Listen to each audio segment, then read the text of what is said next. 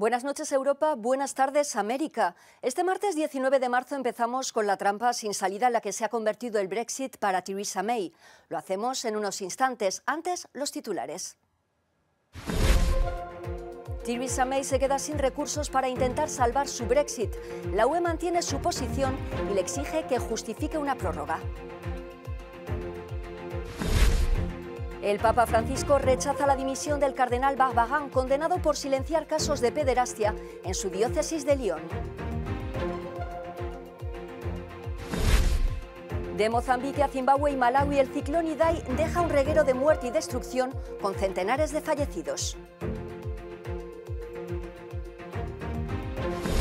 Varapalo para los cubanos. Estados Unidos reduce los visados para no inmigrantes de 5 años a 3 meses.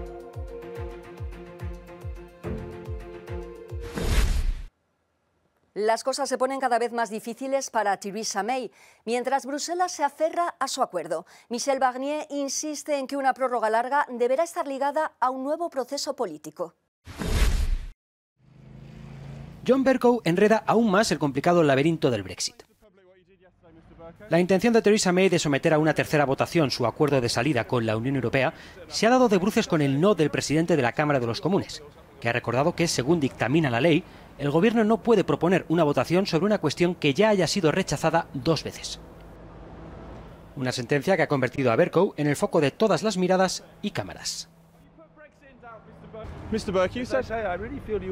De verdad que creo que deberían tomarse un café o un té, decía el presidente del Parlamento a los insistentes periodistas. Les he invitado a uno antes, pero han rechazado mi amable oferta. Obviamente ya habrían bebido mucho. Estoy seguro de que la gente está muy agradecida de que muestren tanto interés a estas horas de la mañana. El inesperado anuncio de Bercow ha obligado a May a buscar nuevos movimientos en esta eterna partida de ajedrez. Según informa Downing Street, la primera ministra escribirá a Donald Tusk sobre la posible prórroga del Brexit, acordado inicialmente para el próximo 29 de marzo. El Gobierno quiere gastar hasta el último cartucho para salir de la Unión con acuerdo. Lo que quieren la mayoría de las personas que se ponen en contacto conmigo es seguir adelante con esto, dice el secretario de Estado para la salida de la Unión Europea. Es el único acuerdo que se ha alcanzado en 2 años y medio, así que lo que interesa a nivel nacional es respaldarlo. Y eso es lo que está haciendo la primera ministra. Pero si el Parlamento no respalda ese acuerdo, ni ningún otro acuerdo, no habrá Brexit. Y ya se decanten bien por una larga prórroga o por una revocación, eso no será lo que la gente votó. La cumbre del Consejo Europeo de este jueves será el penúltimo clavo al que se agarre Theresa May, que ve en la posible concesión de una prórroga la única opción para conseguir un Brexit pacífico. Está por ver, no obstante, si Bruselas concede dicha prórroga y cuán larga sería esta. El laberinto del Brexit sigue sin mostrar la salida.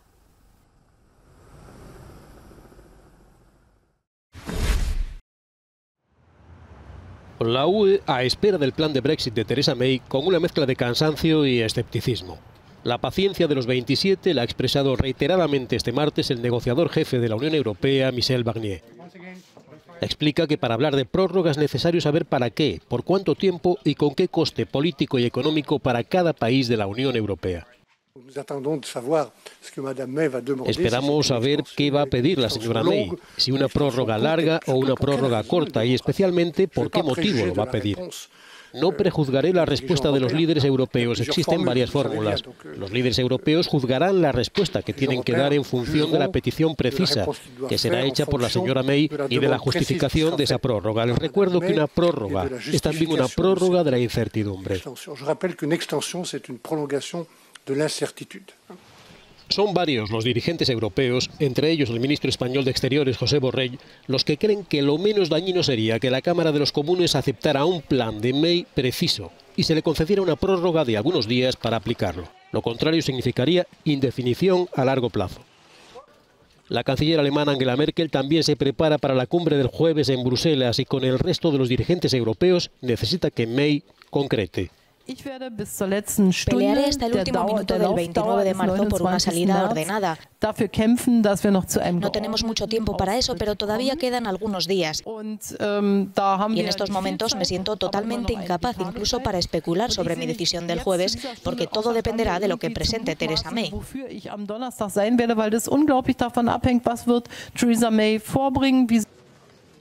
En cada voto del jueves estará presente el precio.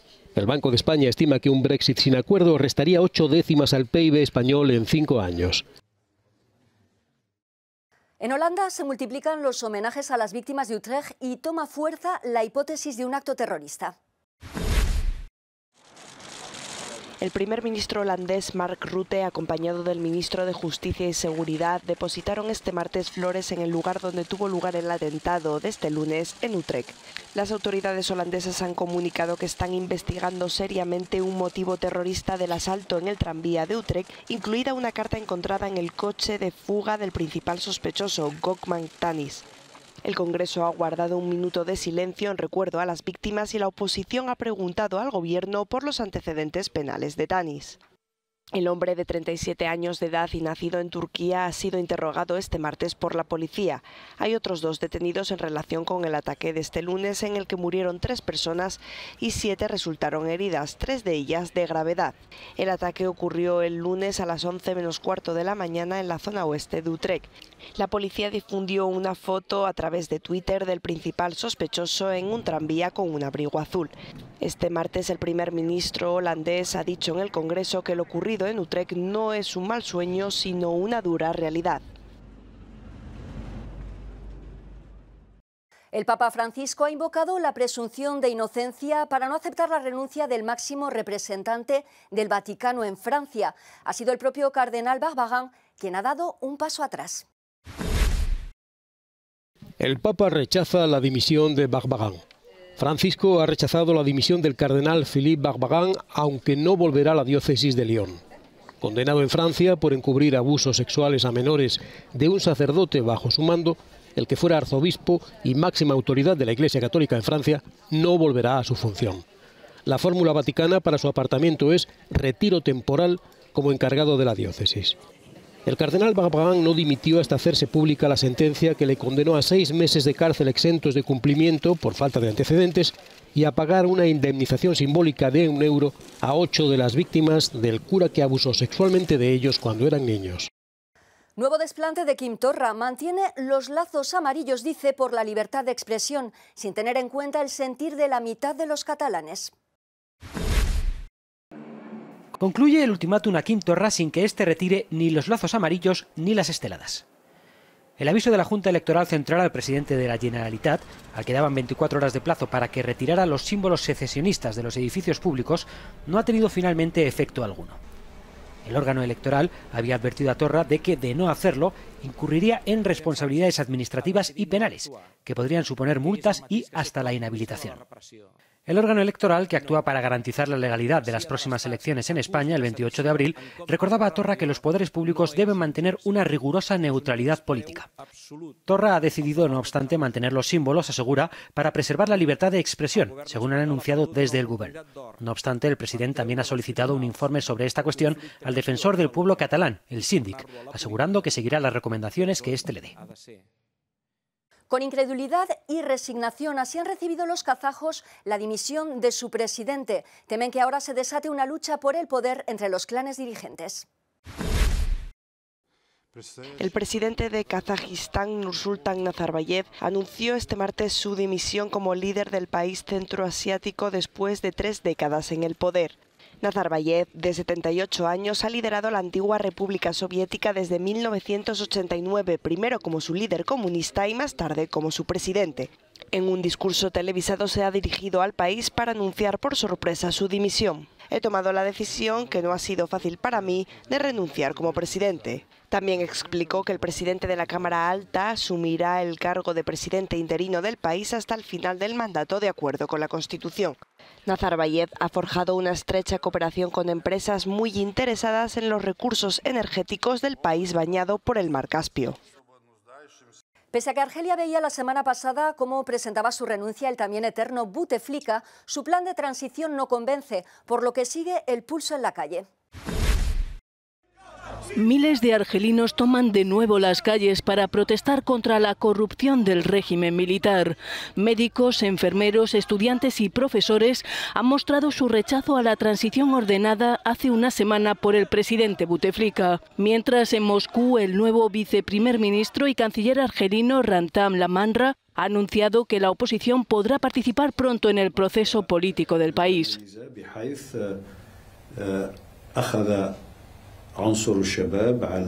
Esta es una etapa especial en nuestra historia. Los jóvenes de Argelia han tomado la iniciativa para promover cambios significativos en la estructura política del país, explicó.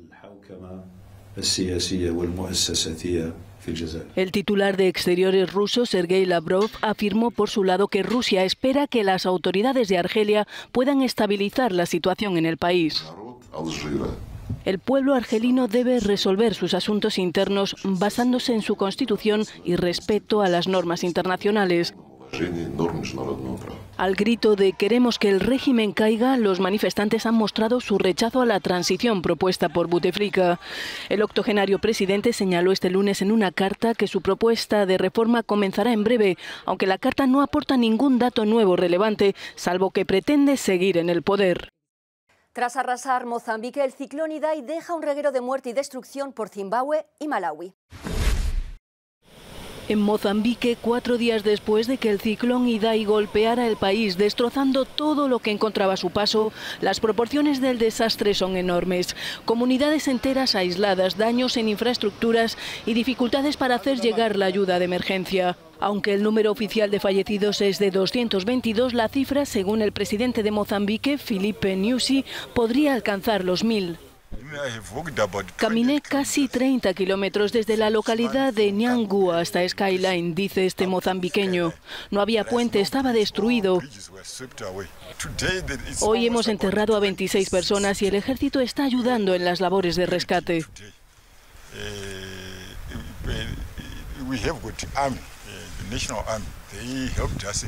Según la Cruz Roja, el 90% de la ciudad de Beira ha quedado destruido. Se trata del segundo puerto más grande de Mozambique.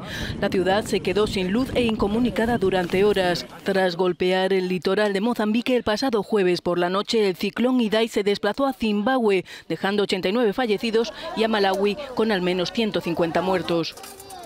En este último país, miles de personas han sido desplazadas en este campamento de evacuados a la espera de comida y medicamentos. No hay alimentos y las necesidades son enormes. Tal vez vayan a distribuir comida que ha llegado en camiones, aunque de momento no nos ha llegado nada. En Malawi, los servicios de emergencia tratan de hacer llegar víveres a miles de personas desplazadas en campamentos de refugiados. En Mozambique, aunque no hay cifras claras sobre el número de muertos, habría unas 100.000 personas en riesgo y kilómetros de aldeas que se encuentran bajo el agua. Varapalo para los cubanos que quieren viajar a Estados Unidos, sobre todo para quienes tienen familiares, tras la limitación de los visados, en una medida que pretende alinearse con la política de la isla. Los cubanos asisten con frustración al final de las visas de 5 años para viajar a Estados Unidos. Como anunció la semana pasada la embajada estadounidense en La Habana, desde este lunes las visas de no migrante B2 pasan de tener 5 años de validez a solo 3 meses, con una única entrada permitida en Estados Unidos durante ese periodo. Bueno, lo veo arbitrario. Imagínate, si a mí me la negaron 5 veces, imagínate ahora qué posibilidad. Ninguna. Así que no me parece injusto totalmente. Washington dice que se trata de una medida de reciprocidad, dado que Cuba solo otorga a los estadounidenses visados de 2 meses. La Habana ha calificado la decisión como un obstáculo adicional al derecho de los cubanos de visitar a sus familiares en Estados Unidos, donde viven más de 1 millón de personas nacidas en la isla. Los cubanos utilizaban además estos visados para entrar en otros países, como México, Panamá o Costa Rica, que les daban acceso si tenían estampado el B2 en su pasaporte. Con este asunto sí se nos complica un poco más la entrada a Panamá. Es un poco difícil y engorroso para nosotros los cubanos tener acceso a muchos países. La decisión se enmarca en la renovada hostilidad hacia el gobierno cubano por parte de Estados Unidos desde la llegada de Donald Trump a la Casa Blanca, un periodo en el que Washington ha aplicado nuevas sanciones sobre La Habana, restringido los viajes de estadounidenses a la isla y dejado bajo mínimos su embajada en el país. Terminamos con unas espectaculares imágenes en Sudáfrica. Disfrútenlas. Nueva aventura para Gary Hunt y Rhiannon Ifland. Los campeones del mundo de cliff diving exploraron los rincones más salvajes de Sudáfrica para disfrutar de sus espectaculares paisajes y para hacer lo que mejor se les da, el salto de gran altura.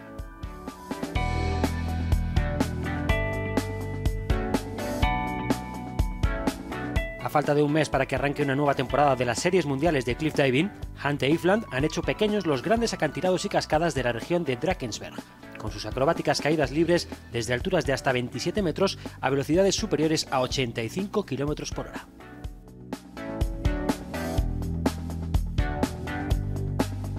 Una manera perfecta para los dos saltadores más laureados del mundo de preparar el reto de 2019, que arrancará el 13 de abril en Filipinas.